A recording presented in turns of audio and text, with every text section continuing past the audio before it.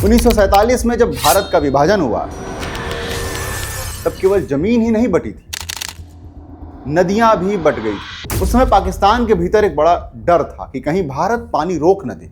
ऐसे माहौल में विश्व बैंक की मध्यस्थता से 1960 में सिंधु जल संधि बनी। सिंधु नदी प्रणाली की 6 प्रमुख नदियों में से 3 पश्चिमी नदियां पाकिस्तान के उपयोग के लिए छोड़ दी गई। तत्कालीन प्रधानमंत्री जवाहरलाल नेहरू ने इस समझौते को शांति की दिशा में उठाया गया एक कदम माना। लेकिन अगले 6 दशकों का इतिहास देखें तो एक सवाल बार बार सामने आता है, क्या पाकिस्तान ने उस सद्भावना का सम्मान किया? 1965 का युद्ध, 1971 का युद्ध, कारगिल, संसद हमला, मुंबई हमला, पठानकोट, उरी, पुलवामा, सूची बहुत लंबी है। सिंधु नदी प्रणाली के लगभग 80% पानी का उपयोग पाकिस्तान को मिला। इतना ही नहीं, पाकिस्तान को नई नहरें और जल संरचनाएं विकसित करने में मदद देने के लिए एक बड़ा वित्तीय पैकेज तैयार किया गया। 1960 में संधि पर हस्ताक्षर हुए। इसके केवल 5 साल बाद 1965 का भारत पाकिस्तान युद्ध शुरू हो गया। उस समय यदि भारत चाहता तो सिंधु जल संधि को लेकर आक्रामक रूप अपना सकता था, लेकिन ऐसा नहीं हुआ। फिर आया 1971। इसके बाद 1999 में कारगिल युद्ध हुआ, फिर भी पानी वैसे का वैसा बहता रहा, संधि जारी रही। युद्धों की बात छोड़ दे, 2008 में मुंबई पर हमला हुआ, 2016 में उरी हमला हुआ, 2019 में पुलवामा, और उसके बाद भी ये स्थगित नहीं किया गया। इन सभी के बावजूद भारत ने संधि को औपचारिक रूप से समाप्त नहीं किया।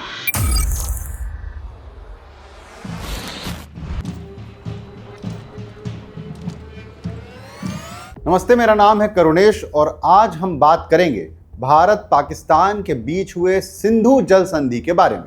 समझेंगे कि आखिर इसका इतिहास क्या है और भारत ने क्यों इस संधि को स्थगित कर दिया।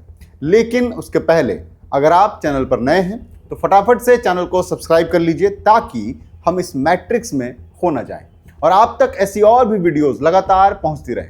अगर कोई आपसे पूछे कि दुनिया की सबसे सफल अंतर्राष्ट्रीय जल संधि कौन सी है तो संभव है कि कई विशेषज्ञों की तरह आपका जवाब भी सिंधु जल संधि हो।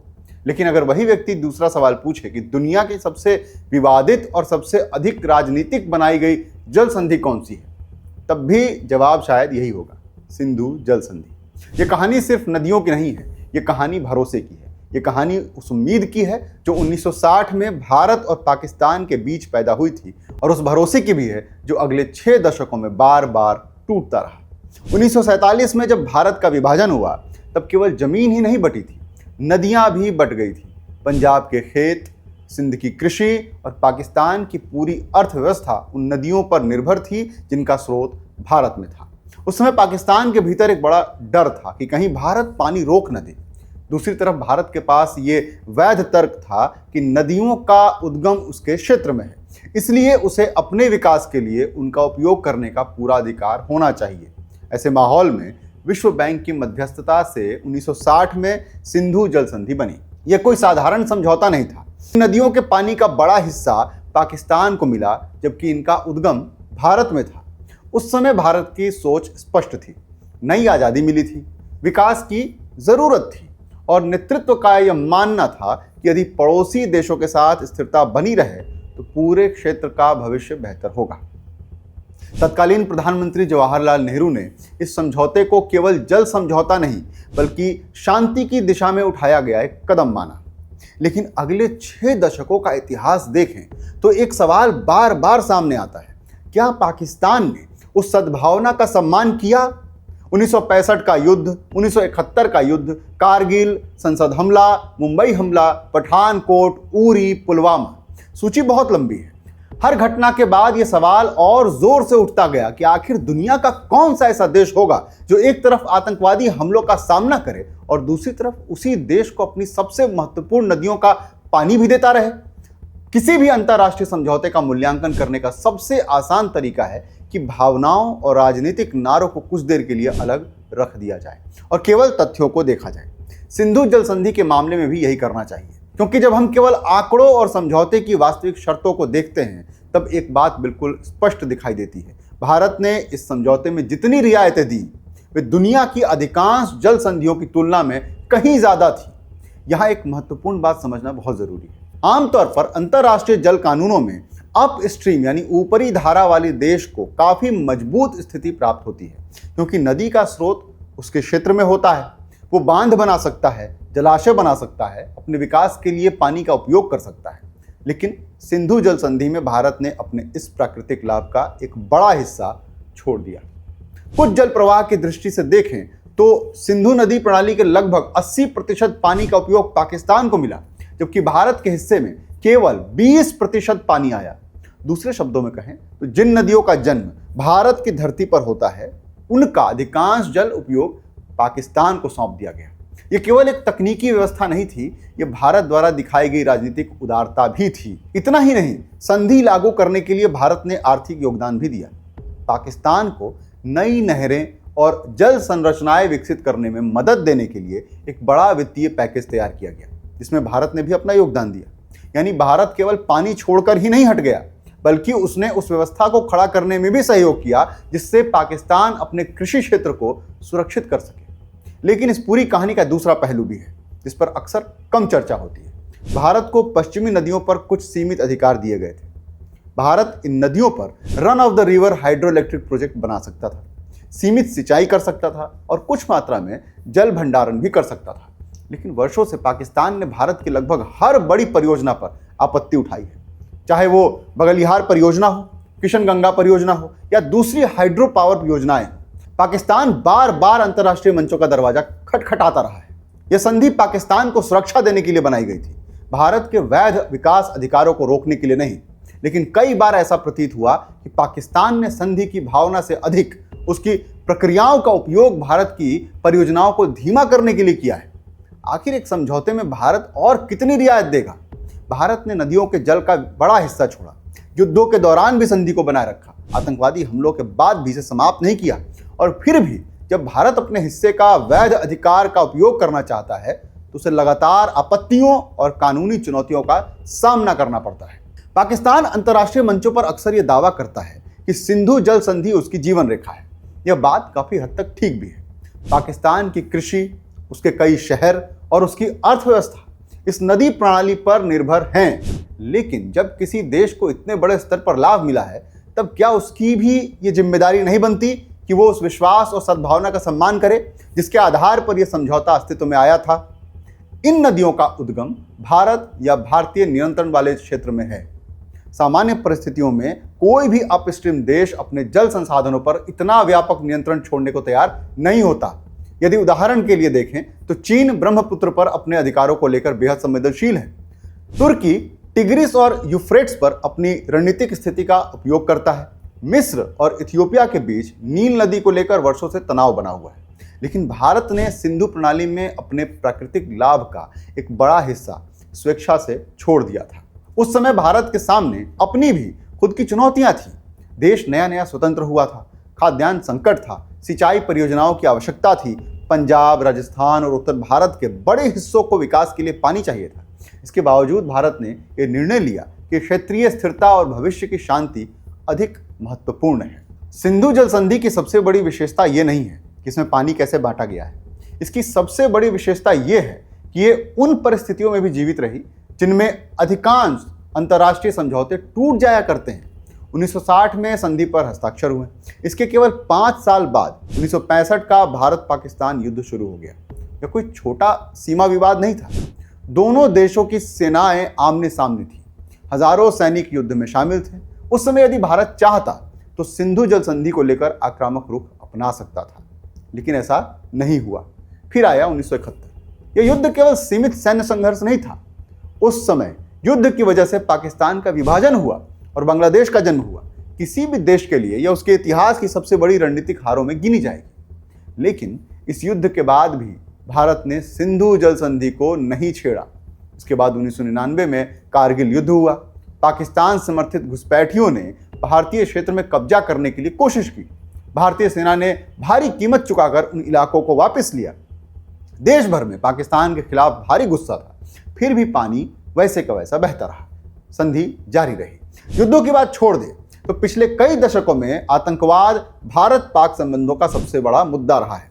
2001 में संसद पर हमला हुआ, 2008 में मुंबई पर हमला हुआ, 2016 में उरी हमला हुआ, 2019 में पुलवामा और उसके बाद भी ये स्थगित नहीं किया गया। हर घटना के बाद भारत में मांग उठती रही कि आखिर कब तक पाकिस्तान को वही सुविधाएं मिलती रहेंगी जिनका आधार आपसी विश्वास था। लेकिन इन सभी के बावजूद भारत ने संधि को औपचारिक रूप से समाप्त नहीं किया। यही तथ्य पाकिस्तान के उस दावे को कमजोर करता है जिसमें वो भारत पर पानी को हथियार बनाने का आरोप लगाता है। यदि भारत का उद्देश्य वास्तव में पानी को हथियार बनाना होता तो उसके पास इसके लिए 1965, 1971, कारगिल, 26/11 या पुलवामा जैसे अनेक अवसर मौजूद थे, लेकिन भारत ने ऐसा नहीं किया। भारत ने 6 दशकों तक अंतर्राष्ट्रीय दायित्वों का पालन किया, जबकि दूसरी ओर सुरक्षा संबंधी चुनौतियां लगातार बढ़ती रही। इसलिए जब आज भारत ने जल संधि को स्थगित कर दिया तो उसे केवल वर्तमान राजनीति के संदर्भ में नहीं देखा जा सकता। उसके पीछे दशकों का अनुभव और निराशा भी है। एक तरफ पाकिस्तान अंतर्राष्ट्रीय मंचों पर सिंधु जल संधि की पवित्रता और महत्व की बात करता है, दूसरी तरफ वही पाकिस्तान उन गतिविधियों को रोकने में गंभीरता नहीं दिखाता जो दोनों देशों के बीच विश्वास को कमजोर करती है। कोई भी अंतर्राष्ट्रीय समझौता केवल कानूनी दस्तावेजों पर नहीं चलता, इसके पीछे राजनीतिक इच्छा शक्ति और आपसी भरोसा भी होना चाहिए। यदि भरोसा लगातार टूटता रहे तो सबसे मजबूत समझौते भी दबाव में आ जाते हैं। विशेष रूप से 26/11 और पुलवामा जैसी घटनाओं के बाद भारत में जनमत काफी बदल गया। पहले जहां सिंधु जल संधि को लगभग अछूता समझा जाता था, वहीं अब इसकी समीक्षा की मांग अधिक मुखर होने लगी थी। लोगों ने यह सवाल उठाना शुरू किया कि क्या भारत को हमेशा वही उदारता दिखाते रहना चाहिए, भले ही सुरक्षा चुनौतियां लगातार बढ़ती रहें। इस बहस का एक और पहलू भी है। भारत ने कभी भी आधिकारिक रूप से यह नहीं कहा कि पाकिस्तान की जनता को पानी से वंचित किया जाना चाहिए। भारत का मुख्य तर्क यह रहा कि उसे अपने हिस्से के वैध अधिकारों का पूरा उपयोग करने की अनुमति होनी चाहिए और पाकिस्तान को हर परियोजना को राजनीतिक विवाद में बदलने की आदत छोड़नी चाहिए। लेकिन जब पाकिस्तान भारत पर पानी को हथियार बनाने का आरोप लगाता है, तब भारत में यह प्रतिक्रिया स्वाभाविक रूप से पैदा होती है कि असली हथियार किसने और कब इस्तेमाल किए। पिछले कुछ सालों में यदि आपने पाकिस्तान के सरकारी बयानों, वहाँ के टीवी चैनलों, अखबारों या अंतर्राष्ट्रीय मंचों पर उनके प्रतिनिधियों के भाषणों को ध्यान से देखा सुना होगा तो एक शब्द बार बार सुनाई देगा, वाटर वेपनाइजेशन, यानी भारत पानी को हथियार बना रहा है। पाकिस्तान का दावा है कि भारत सिंधु जल संधि को कमजोर करके या अपने अधिकारों का अधिकतम उपयोग करके पाकिस्तान को जल संकट में धकेलना चाहता है। पहली नजर में यह आरोप गंभीर लगता है। आखिर पानी किसी भी देश की जीवन रेखा होती है, लेकिन जब इस दावे की परतें खोली जाती हैं तो तस्वीर कहीं अधिक जटिल दिखाई देती है। सबसे पहले यह समझना जरूरी है कि पाकिस्तान ये नैरेटिव अभी क्यों चला रहा है। इसका उत्तर केवल जल संसाधनों में नहीं है, बल्कि पाकिस्तान की आंतरिक और बाहरी राजनीति में छिपा हुआ है। पिछले कई सालों से पाकिस्तान आर्थिक संकट, राजनीतिक अस्थिरता, ऊर्जा संकट और जल प्रबंधन की विफलताओं से जूझ रहा है। उसकी कृषि व्यवस्था पर दबाव बढ़ रहा है, भूजल स्तर लगातार गिर रहा है, बड़े जलाशय अपनी क्षमता खो रहे हैं, सिंचाई व्यवस्था में भारी रिसाव होता है। लेकिन इन समस्याओं का समाधान कठिन है क्योंकि इसके लिए सुधार, निवेश और राजनीतिक इच्छा शक्ति चाहिए। ऐसी स्थिति में भारत को दोषी ठहराना अपेक्षाकृत आसान विकल्प बन जाता है। जब भी पाकिस्तान में जल संकट की चर्चा होती है तब अक्सर जनता के सामने तर्क रखा जाता है कि भारत किसी न किसी रूप में जिम्मेदार है। इससे सरकारों को घरेलू विफलताओं से ध्यान हटाने का अवसर मिल जाता है। यह रणनीति नई नहीं है। पाकिस्तान में सालों से कई आंतरिक समस्याओं के लिए भारत को जिम्मेदार ठहराने की प्रवृत्ति देखी गई है। फर्क केवल इतना है कि अब उसी सूची में पानी भी जोड़ दिया गया है।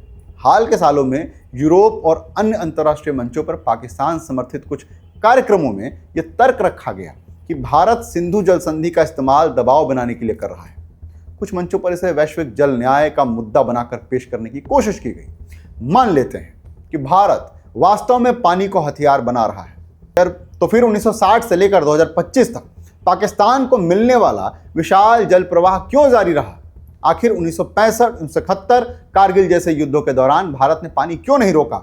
26/11 और पुलवामा जैसे बड़े आतंकी हमलों के बाद भी संधि क्यों बनी रही? इन सवालों का पाकिस्तान के पास कोई भी जवाब नहीं है। सबसे पहले पाकिस्तान की जल संरचना को समझना जरूरी है। यह भी देख लेते हैं। पाकिस्तान दुनिया की सबसे बड़ी सिंचाई प्रणालियों में से एक का मालिक है। सिंधु नदी प्रणाली उसकी कृषि अर्थव्यवस्था की रीढ़ रही है। देश की अधिकांश खेती इन्हीं नदियों और उनसे निकलने वाली नहरों पर निर्भर रहती है। लेकिन समस्या ये है कि इस विशाल व्यवस्था को आधुनिक बनाने पर पर्याप्त ध्यान नहीं दिया गया। पाकिस्तान की कई प्रमुख नहरें आज भी ऐसी हैं जिनमें भारी मात्रा में पानी रिसकर बर्बाद हो जाता है।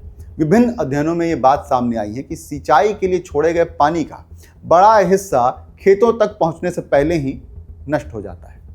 कल्पना कीजिए, यदि किसी देश को मिलने वाला पानी पर्याप्त हो लेकिन वो उसका बड़ा हिस्सा रास्ते में ही खो दे, तो क्या उस संकट के लिए केवल बाहरी कारणों को जिम्मेदार ठहराया जा सकता है? दूसरी बड़ी समस्या है जल भंडारण की कमी। दुनिया के कई देशों ने अपने नदियों पर बड़े जलाशय बनाकर सूखे और बाढ़ दोनों स्थितियों से निपटने की क्षमता विकसित की है, लेकिन पाकिस्तान इस क्षेत्र में अपेक्षाकृत पीछे रह गया है। कई विशेषज्ञ वर्षों से चेतावनी देते रहे हैं कि देश को अपनी बढ़ती आबादी और कृषि आवश्यकताओं के अनुरूप नए जलाशयों की जरूरत है, लेकिन राजनीतिक विवाद, वित्तीय समस्याएं और प्रशासनिक अक्षमता के कारण यह काम अपेक्षित गति से नहीं हो सका। इसके बाद आता है भूजल का मुद्दा। पाकिस्तान में बड़ी मात्रा में भूजल निकाला जा रहा है। कई क्षेत्रों में भूमिगत जल स्तर नीचे गिर रहा है। यह समस्या केवल पाकिस्तान तक सीमित नहीं है, भारत भी इसका सामना कर रहा है। लेकिन अंतर यह है कि भारत में कम से कम इस विषय पर सार्वजनिक बहस और नीतिगत प्रयास लगातार होते रहे हैं, जबकि पाकिस्तान में अक्सर इसका राजनीतिकरण अधिक और समाधान कम दिखाई देता है।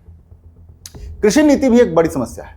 पाकिस्तान की अर्थव्यवस्था लंबे समय से ऐसी फसलों पर निर्भर रही है जो अत्यधिक पानी की मांग करती है। चावल और गन्ने जैसी फसलें बड़ी मात्रा में जल का उपयोग करती हैं। बदलती जल परिस्थितियों के अनुसार कृषि पैटर्न में सुधार की जरूरत थी, लेकिन इस दिशा में पर्याप्त कदम नहीं उठाए गए। परिणाम यह हुआ कि पानी पर दबाव लगातार बढ़ता गया।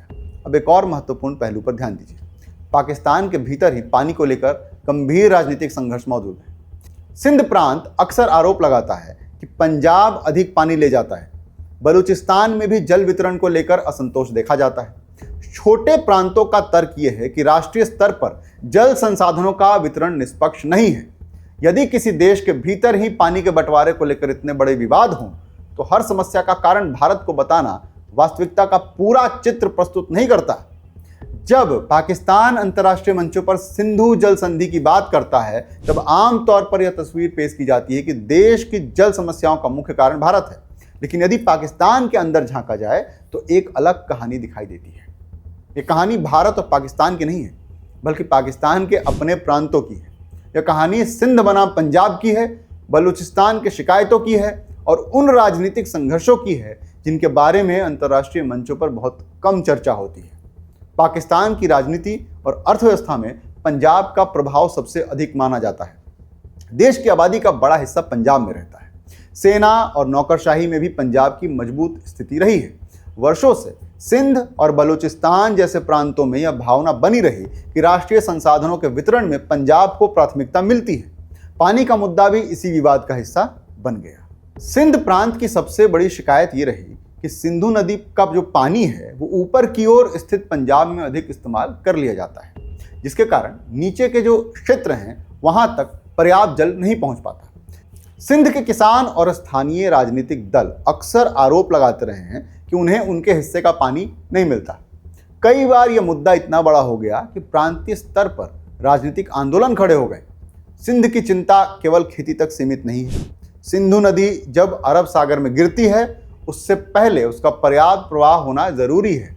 यदि नदी का पानी ऊपर ही ऊपर अधिक मात्रा में रोक लिया जाए तो समुद्री पानी धीरे धीरे अंदर घुसने लगता है नदी के रास्ते। इससे कृषि भूमि को नुकसान पहुंचता है, मछली पालन प्रभावित होता है और पूरे पारिस्थितिकी तंत्र पर असर पड़ता है। सिंध के कई विशेषज्ञ वर्षों से चेतावनी दे रहे हैं कि यह समस्या गंभीर होती जा रही है, लेकिन इसके लिए वे अक्सर इस्लामाबाद और पंजाब को जिम्मेदार ठहराते हैं, भारत को नहीं। बलूचिस्तान की स्थिति भी अलग नहीं है। पाकिस्तान का सबसे बड़ा लेकिन सबसे कम आबादी वाला प्रांत लंबे समय से ये आरोप लगाता रहा है कि विकास और संसाधनों के मामले में उसके साथ भेदभाव किया जाता है। पानी का मुद्दा भी इसी असंतोष का हिस्सा है। बलूचिस्तान के कई क्षेत्रों में पानी की भारी कमी है। स्थानीय नेताओं का कहना है कि उनकी समस्याओं पर राष्ट्रीय स्तर पर उतना ध्यान नहीं दिया जाता जितना पंजाब की ज़रूरतों पर दिया जाता है। दिलचस्प बात यह है कि जब पाकिस्तान के विभिन्न प्रांत एक दूसरे पर पानी छीनने का आरोप लगाते हैं, तब यह सवाल उठना स्वाभाविक है कि क्या देश की सारी जल समस्याओं के लिए केवल भारत को जिम्मेदार ठहराया जा सकता है? यदि सिंध पंजाब पर आरोप लगा रहा है, यदि बलूचिस्तान केंद्र सरकार पर आरोप लगा रहा है, यदि स्थानीय किसान अपने ही प्रशासन पर सवाल उठा रहे हैं, तो यह स्पष्ट संकेत है कि समस्या कहीं अधिक जटिल है। लेकिन अंतर्राष्ट्रीय मंचों पर इन आंतरिक विवादों की चर्चा अपेक्षाकृत कम होती है। वहाँ अक्सर एक सरल कथा प्रस्तुत की जाती है, भारत ऊपर बैठा है और पाकिस्तान को पानी नहीं दे रहा है, जबकि वास्तविकता कहीं अधिक बहुआयामी है। इसका एक राजनीतिक कारण भी है। किसी बाहरी दुश्मन को जिम्मेदार ठहराना हमेशा आसान होता है। इससे जनता का ध्यान घरेलू प्रशासनिक विफलताओं से हट जाता है। यदि सिंध के किसान नाराज हैं, यदि बलूचिस्तान में असंतोष है, यदि नहर व्यवस्था कमजोर है और इन सब पर जवाब देना कठिन है, लेकिन यदि पूरी बहस को भारत बनाम पाकिस्तान में बदल दिया जाए तो राष्ट्रीय एकजुटता का माहौल बनाना अपेक्षाकृत आसान हो जाता है। सिंधु जल संधि की चर्चा जब भी होती है, पाकिस्तान अक्सर खुद को एक ऐसे देश के रूप में प्रस्तुत करता है जो केवल अपने जल अधिकारों की रक्षा कर रहा है। उसका कहना है कि भारत द्वारा बनाई जा रही हाइड्रो पावर और सिंचाई परियोजनाएं भविष्य में उसके जल हितों को नुकसान पहुंचा सकती है। पहली नज़र में यह एक जरूरी चिंता लग सकती है। आखिर कोई भी देश अपने जल संसाधनों को लेकर सतर्क तो रहेगा ही, लेकिन पिछले 2 दशकों का रिकॉर्ड देखने पर भारत में एक अलग धारणा विकसित हुई है। वो धारणा यह है कि पाकिस्तान कई बार वास्तविक तकनीकी चिंताओं से आगे बढ़कर सिंधु जल संधि की प्रक्रियाओं का उपयोग भारत की परियोजनाओं को धीमा करने और राजनीतिक दबाव बनाने के लिए करता है। यह समझने के लिए पहले संधि की मूल व्यवस्था को समझना जरूरी है। 1960 की संधि ने पश्चिमी नदियों सिंधु, झेलम और चिनाब का अधिकांश उपयोग पाकिस्तान को दिया, लेकिन भारत को इन नदियों पर कुछ सीमित अधिकार भी दिए, जैसा पहले मैंने बताया था। भारत को run of the river hydro electric project बनाने की अनुमति मिली। इसका अर्थ है कि भारत बिजली उत्पादन के लिए नदी के बहाव का उपयोग कर सकता है, लेकिन वो बड़े पैमाने पर पानी रोककर पाकिस्तान का प्रवाह नहीं रोक सकता।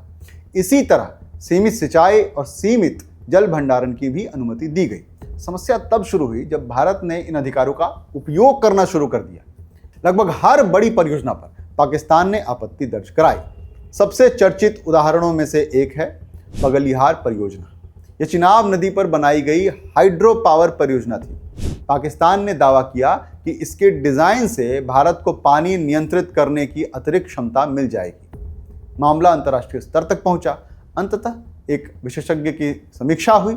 निर्णय में कुछ तकनीकी बदलाव सुझाए गए, लेकिन परियोजना को पूरी तरह अवैध नहीं माना गया। भारत ने संशोधन किए और परियोजना आगे बढ़ी। इसके बाद किशनगंगा परियोजना विवाद का केंद्र बनी। पाकिस्तान ने फिर आपत्ति की और मामला अंतर्राष्ट्रीय मध्यस्थता तक गया। लंबी कानूनी प्रक्रिया चली। अंततः निर्णय में भारत को परियोजना चलाने की अनुमति मिली।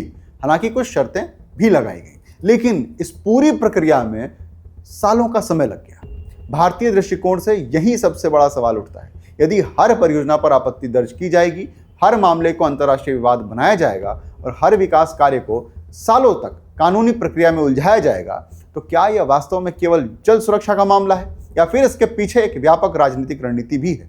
पाकिस्तान की नीति अक्सर विवाद को जीवित रखने की रही है। उनका तर्क है कि पाकिस्तान जानता है कि वो भारत की हर परियोजना को स्थायी रूप से रोक नहीं सकता, लेकिन यदि वो सालों तक प्रक्रिया को लंबा खींच दे तो परियोजना की लागत बढ़ जाएगी, काम धीमा हो जाएगा, भारत को प्रशासनिक तथा कूटनीतिक दबाव झेलना पड़ेगा। इस दृष्टिकोण से देखें तो आपत्तियां केवल तकनीकी नहीं बल्कि रणनीतिक भी दिखाई देती हैं। इस बहस का एक और महत्वपूर्ण पहलू है। पाकिस्तान अक्सर यह तर्क देता है कि भविष्य में भारत के पास इतनी क्षमता हो सकती है कि वह पानी के प्रवाह को प्रभावित कर सके। भारत का जवाब है कि संधि की तकनीकी सीमाएं ही ऐसी हैं कि बड़े पैमाने पर जल अवरोधन संभव है ही नहीं। अधिकांश परियोजनाएं run of the river model पर आधारित हैं, जिनका उद्देश्य बिजली उत्पादन करना है, न कि पानी जमा करके पाकिस्तान को वंचित करना। फिर भी पाकिस्तान की आपत्तियां जारी रहती हैं। किसी भी अंतर्राष्ट्रीय संधि को केवल उसके कानूनी प्रावधानों से नहीं समझा जा सकता। कागज पर लिखी गई धाराएं महत्वपूर्ण होती हैं, लेकिन उससे भी अधिक महत्वपूर्ण होती है वो भावना जिसके आधार पर समझौता किया गया। सिंधु जल संधि के मामले में भी यही बात लागू होती है। यदि कोई व्यक्ति केवल ये देखे कि किस नदी का पानी किसे मिला, कौन कितने जल का उपयोग कर सकता है और विवाद होने पर कौन सी प्रक्रिया अपनाई जाएगी, तो वो संधि का केवल आधा सच देख रहा होगा। पूरा सच समझने के लिए देखना होगा कि 1960 में इस समझौते के पीछे सोच क्या थी। जब भारत और पाकिस्तान ने सिंधु जल संधि पर हस्ताक्षर किए, तब दोनों देशों के बीच पहले से तनाव मौजूद था। कश्मीर का विवाद था, विभाजन की पीड़ा ताजा थी और राजनीतिक अविश्वास भी कम नहीं था। इसके बावजूद यह माना गया कि कुछ ऐसे क्षेत्र होने चाहिए जहां दोनों देश कम से कम न्यूनतम स्तर का सहयोग बनाए रखें। जल संसाधन उन्हीं क्षेत्रों में से एक था। यही कारण था कि संधि को केवल तकनीकी व्यवस्था नहीं बल्कि भविष्य में बेहतर संबंधों की एक संभावित नींव के रूप में देखा गया था। लेकिन 1960 से लेकर आज तक की यात्रा को अगर देखें तो एक सवाल बार बार सामने आता है, क्या पाकिस्तान ने उस विश्वास को मजबूत करने की दिशा में काम किया जिसकी उम्मीद इस समझौते से की गई थी? जवाब है नहीं। इस धारणा के पीछे केवल भावनाएं नहीं है बल्कि पिछले 6 दशकों का अनुभव है। 1965 का युद्ध, 1971 का युद्ध, कारगिल संघर्ष तो खुले सैन्य टकराव थे, लेकिन इसके अलावा आतंकवाद का मुद्दा भारत की सोच को सबसे अधिक प्रभावित करने वाला कारक बना। भारत का आरोप रहा है कि कई आतंकी संगठनों को पाकिस्तान की धरती पर आश्रय मिला, प्रशिक्षण मिला या कम से कम उनके खिलाफ पर्याप्त कार्रवाई तो नहीं ही की गई। चाहे संसद हमला हो, मुंबई का 26/11 हो, उरी हो, पुलवामा हो, हर बड़ी घटना के बाद भारतीय समाज में ये भावना और मजबूत हुई कि पाकिस्तान एक तरफ शांति और सहयोग की बात करता है लेकिन दूसरी तरफ उन तत्वों को नियंत्रित नहीं कर पाता जो दोनों देशों के संबंधों को नुकसान पहुंचाते हैं। यहीं से सिंधु जल संधि को देखने का भारतीय दृष्टिकोण बदलना शुरू हुआ। सिंधु जल संधि के साथ आज एक और प्रश्न जुड़ा हुआ है। 1960 में जिस दुनिया में यह समझौता हुआ था, क्या वो दुनिया आज भी वैसी ही है? क्या वही परिस्थितियां, वही राजनीतिक वास्तविकताएं और वही सुरक्षा चुनौतियां भी हैं आज 2026 में? और यदि नहीं है तो क्या एक 66 साल पुरानी व्यवस्था को बिना किसी बदलाव के भविष्य में भी इसी तरह चलाया जा सकता है? जब यह संधि हुई थी तब दक्षिण एशिया की आबादी आज की तुलना में बहुत कम थी। जलवायु परिवर्तन वैश्विक राजनीति का बड़ा मुद्दा नहीं बना था। ऊर्जा की मांग सीमित थी। कश्मीर में आज जैसी सुरक्षा परिस्थितियां नहीं थी और सबसे महत्वपूर्ण बात, उस समय यह उम्मीद अभी पूरी तरह मरी नहीं थी कि भारत और पाकिस्तान समय के साथ सामान्य पड़ोसी देशों की तरह व्यवहार करना सीख जाएंगे। लेकिन 2026 की वास्तविकता अलग है। आज भारत की आबादी 140 करोड़ से अधिक है। पाकिस्तान भी 25 करोड़ से ज़्यादा लोगों का देश बन चुका है। दोनों देशों की जल आवश्यकताएं कई गुना बढ़ चुकी हैं। ऐसे में जल सुरक्षा केवल कृषि का प्रश्न नहीं रह गया बल्कि राष्ट्रीय सुरक्षा का विषय बन चुकी है। भारत के भीतर भी सोच बदली है। 1960 के दशक का भारत और आज का भारत अलग है। उस समय भारत एक ऐसा देश था जो वैश्विक स्तर पर अपनी भूमिका तलाश रहा था। आज भारत दुनिया की सबसे बड़ी अर्थव्यवस्थाओं में शामिल होने की दिशा में बढ़ रहा है। उसकी ऊर्जा आवश्यकताएं कहीं अधिक है। जम्मू कश्मीर और लद्दाख में विकास तथा ऊर्जा उत्पादन को लेकर उसकी प्राथमिकताएं पहले से ज़्यादा मजबूत हैं। भारत में एक वर्ग का मानना है कि संधि को पूरी तरह समाप्त कर देना अच्छा कदम था।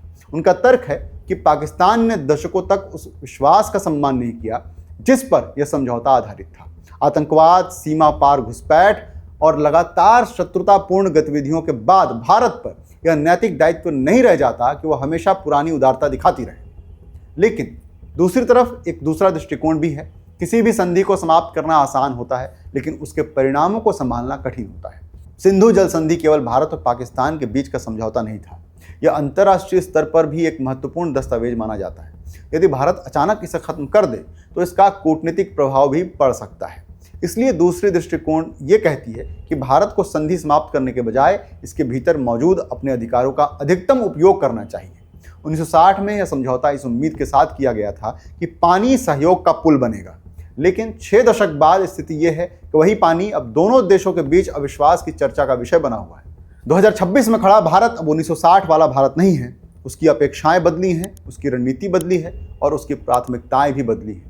इसलिए सिंधु जल संधि का भविष्य भी अब उसी दिशा में तय होगा जहां भारत अपनी उदारता को बनाए रखते हुए अपने राष्ट्रीय हितों की रक्षा करने की कोशिश करेगा।